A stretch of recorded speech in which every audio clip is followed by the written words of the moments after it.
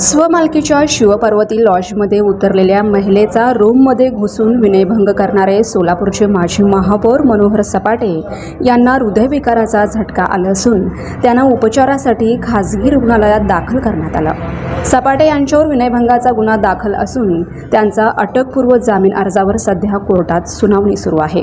राष्ट्रवादी काँग्रेस पक्षाचे शरद पवार मनोहर सपाटे यांना शनिवारी रात्री हृदयविकाराचा झटका आला। त्यांच्यावरती खासगी रुग्णालयात उपचार सुरू आहेत अशी माहिती त्यांचे निकटवर्तीय दत्ता भोसले यांनी दिली। या दरम्यान विनयभंगाचा गुन्हा दाखल होताच सपाटे यांना पक्षातून हकालपट्टी करण्यात आली। सपाटे यांच्यावर गुन्हा दाखल करण्यात आल्यानंतर अटकपूर्व जामीन जिल्हा न्यायालयात अर्ज दाखल केला। अटकपूर्व जामिनावर सोलापूरच्या न्यायालयात सध्या सुनावणी सुरू आहे।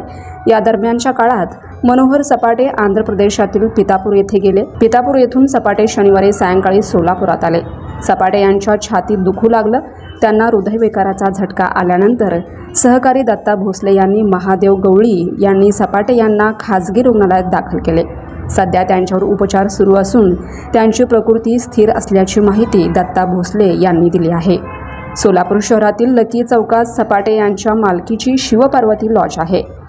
न्यायालय कामासाठी पुण्याहून सोलापुरात आलेली संबंधित महिला 14 जून रोजी सपाटेंच्या शिवपार्वती लॉजमध्ये उतरली होती। सपाटे हे 17 जून रोजी मध्यरात्री 12 नंतर संबंधित महिलेच्या रूममध्ये घुसले।